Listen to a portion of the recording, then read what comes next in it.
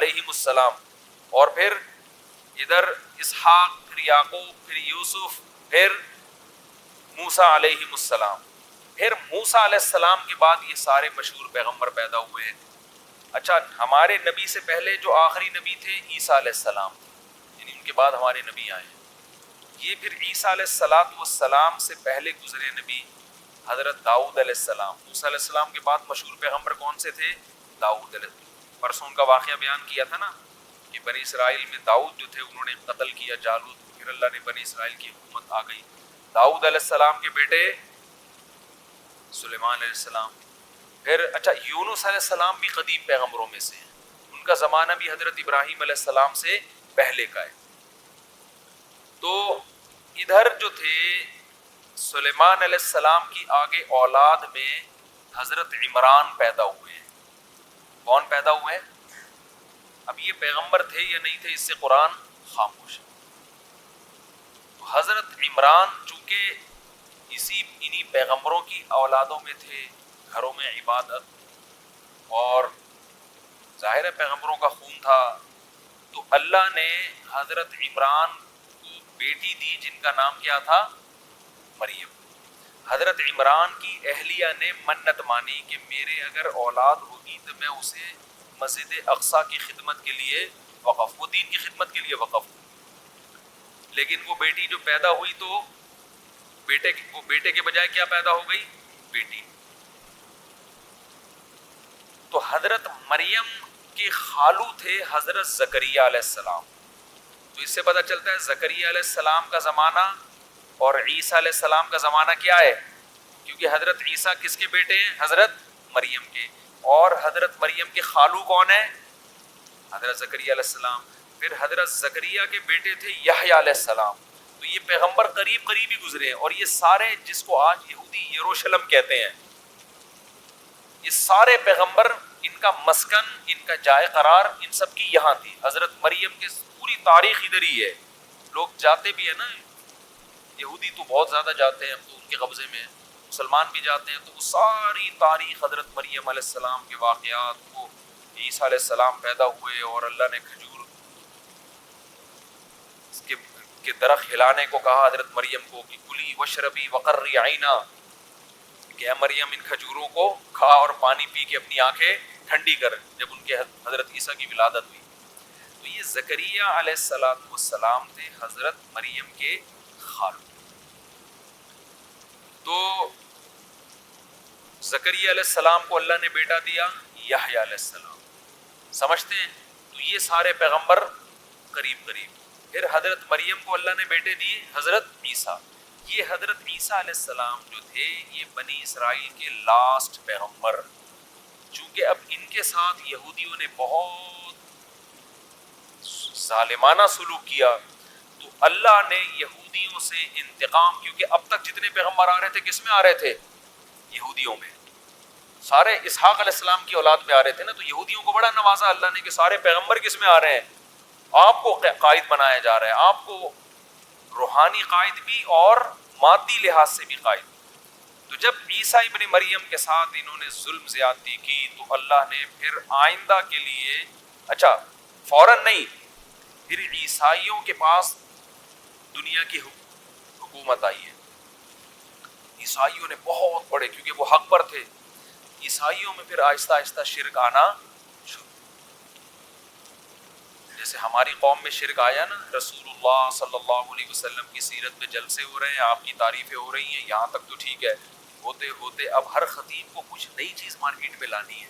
وہ وہی تعریف کرے گا جو پہلے والا کر کے گیا ہے، تو پبلک کو مزہ نہیں آتا. تو اس نے کچھ اور تڑکا لگایا، اگلا اور تڑکا، لوگوں کی واہ واہ سبحان اللہ. جیسے آپ یوٹیوب پہ دیکھ لو، حضرت علی کے فضائل جب بیان کیے جاتے ہیں پتہ ہی نہیں چلتا کہ یہ خدا کی تعریف ہو رہی ہے یا حضرت علی کی تعریف ہو رہی ہے. کیونکہ خطیب کا مقصد کیا ہوتا ہے؟ مجمع کو گرم کرنا.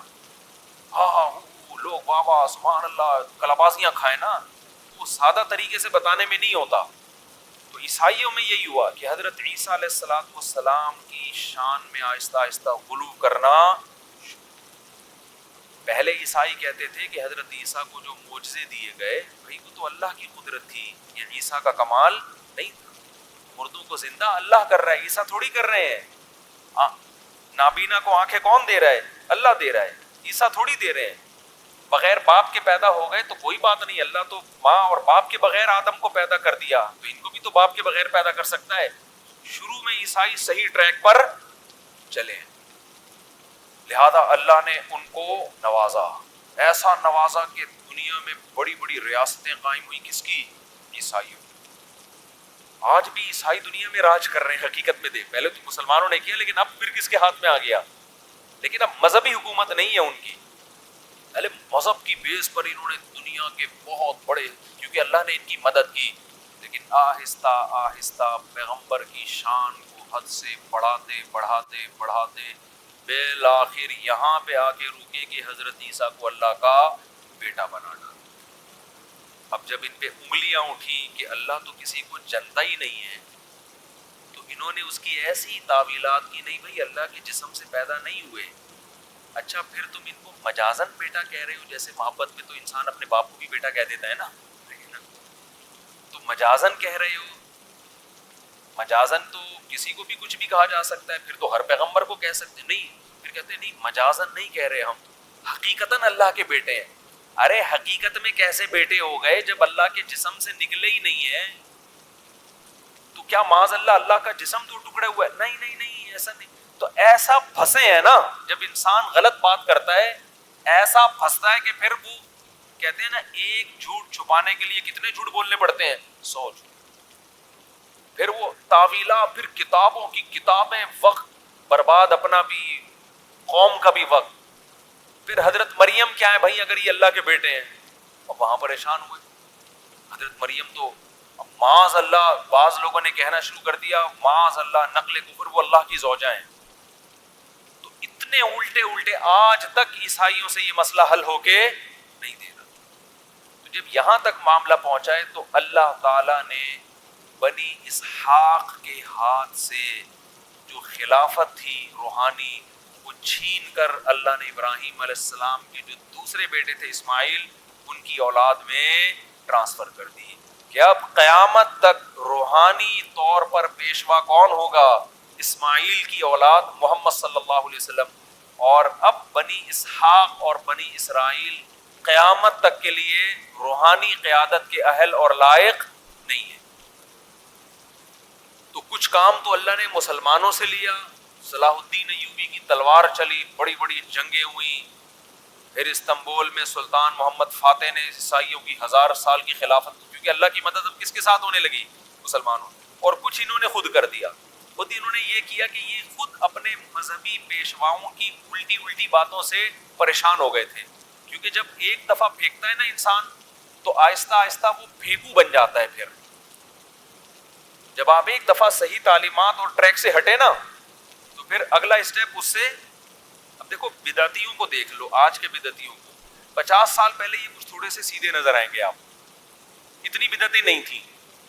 اس سے پہلے اور تھوڑے سے صحیح, تھوڑی بدعتیں آئیں, پھر تھوڑی اور آئیں, پھر تھوڑی اور آئیں, پھر تھوڑی اور آئیں. اب اتنی ہو گئی ہے کہ یہ خود بھی پریشان ہو رہے ہیں, یار یہ ہو کیا رہا ہے مارکیٹ میں. 12 ربیع الاول کو بیت اللہ کے طواف ہو رہے ہیں, مصنوعی بیت اللہ بنائے جا رہے ہیں, ناچ گانے ہو رہے ہیں, ڈانس ہو رہے ہیں. یہ خود بھی پریشان, عید کی نمازیں تک ہونا شروع ہو گئی ربیع الاول, خود بھی پریشان ہو گئے ان کے بڑے کہ یار یہ ہو کیا رہا ہے, کہاں تک. کیونکہ بدعت کے پاؤں نہیں ہوتے. جب ایک دفعہ آپ نے بدعت کا راستہ کھول دیا, اب قوم آٹومیٹک ہو جاتی ہے, اب وہ ہر چیز کو حلال کر دے گی بدعت کے نام پہ. پھر کھانے پینے کے سلسلے شروع ہوئے, 11ویں کا کھانا تو 12ویں کا کھانا, پھر فلانے کا کھانا تو ڈمکانے کا کھانا, پھر محرم کا حلیم. اور بھائی ہم کہتے ہیں سیدھا سیدھا قرآن و حدیث کو فالو کرو. قرآن و حدیث میں صرف ولیمے کا کھانا ملتا ہے اور بقرعید کا کھانا ہے, اور عید کے دن کچھ میٹھا کھا لیا کرو. اس کے علاوہ روزے ملتے ہیں, کھانا پینا بولتے کیوں نہیں ملتا. تو ہم اسی ٹریک پر ہیں الحمدللہ. تو آپ دیکھو نا, کبھی ہمیں ربیع الاول میں کوئی کھاتا ہوا نظر, ہم جیسے جتنا سفر میں کھاتے ہیں اتنا ہی ہم ربیع الاول میں بھی اتنا ہی کھاتے ہیں, جتنا ہم ربیع الاول میں کھاتے ہیں اتنا ہی ہم محرم میں بھی کھا رہے ہوتے ہیں. تو ہمارا تو حساب بہت سیدھا سادہ ہے, جو اللہ اس کے رسول نے کہہ دیا بس. صحابہ کو دیکھ لیتے ہیں, انہوں نے ربیع الاول میں کیا کیا, انہوں نے محرم میں کیا کیا.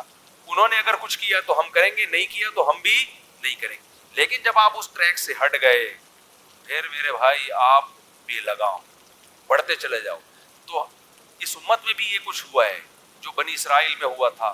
تو وہ بھی ٹریک سے ہٹ گئے اور ہٹتے ہٹتے اتنا کچھ پھر انہوں نے اجتہادات, ان میں بھی جناب پروفیسر غامدی صاحب جیسے لوگ پیدا ہوئے.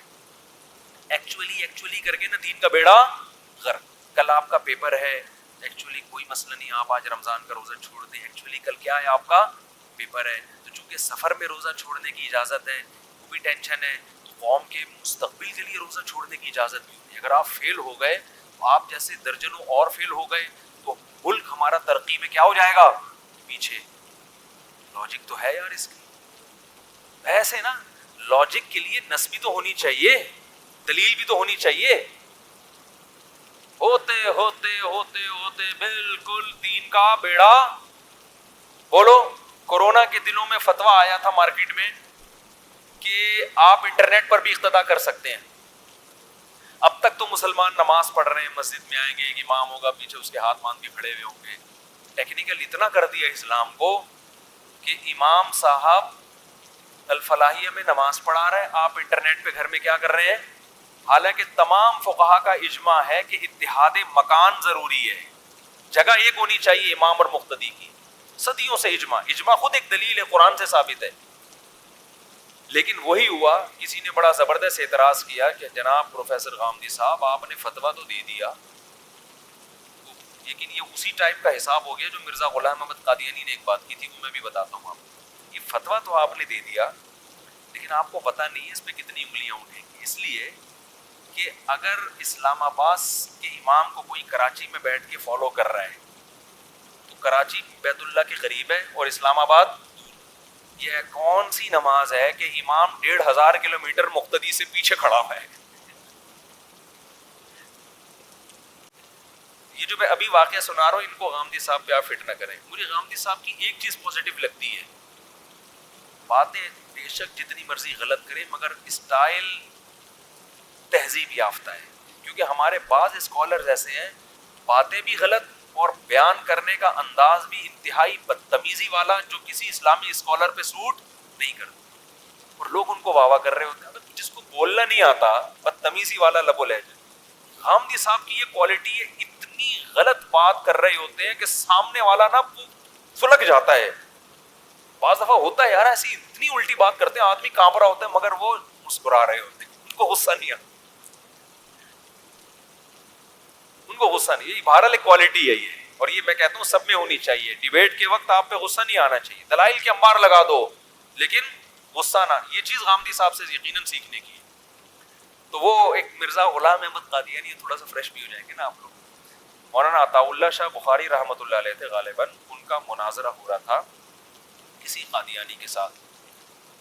یہ قادیانی جو ہے نا مرزا غلام احمد قادیانی کو عیسیٰ علیہ السلام بھی مانتے ہیں کہ یہ وہی مسیح موعود ہیں. تو انہوں نے کہا کہ دیکھو حضرت عیسیٰ علیہ السلام کا تو معجزہ تھا کہ وہ ماں کی گود میں بولے تھے. اس نے کہا ہمارے جو حضرت تھے نا وہ ماں کے پیٹ میں بولے تھے. میں نے بتایا نا جھوٹ کی ٹانگیں نہیں, سچے میں جھوٹے میں بڑا فرق ہوتا ہے.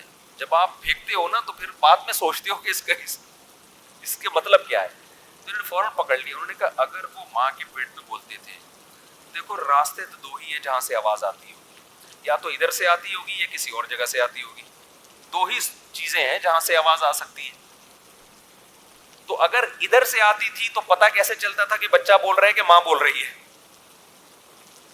تو ایک ہی جگہ رہ گئی جہاں سے آواز آتی تھی جس سے پتہ چلتا تھا کہ یہ بچہ بول رہا ہے. تو یہ کیسے پیغمبر ہیں جو وہاں سے بول رہے ہیں, سمجھ رہے. یہ کون سا پیغمبر ہے بھائی, جب بولتا ہے تو آواز کہاں سے آتی ہے, وہاں سے آتی ہے جہاں سے وضو ٹوٹ جاتا ہے آواز آنے سے. تو وہ شرمندہ ہو گیا, وہ نا شرمندہ ہو گیا کہ یار میں کیا کہہ دیا میں. تو باطل کی باتیں ایسے ہی ہوتی ہیں. تو ہمارے ہاں بھی جو بدعتی لوگ ہیں انہوں نے نبی صلی اللہ علیہ وسلم کو حاضر ناظر, مشکل کشا, حاجت روا, مختار کل سب چیزیں بنا دیا. جب ان سے سوالات پوچھے جاتے ہیں کہ بھائی پھر اللہ کو کب پکارے, نبی کو کب پکارے, کون سی دعا اللہ سے مانگے, جب اللہ نے سارے اختیارات نبی کو دے دیے ہیں تو پھر نبی سے ہی مانگ لیں. یہاں آگے یہ کیا ہو جاتے ہیں, کنفیوز. کہتے ہیں بھائی مرضی ہے. جب اللہ نے نبی کو دے دی اختیارات آپ کے مطابق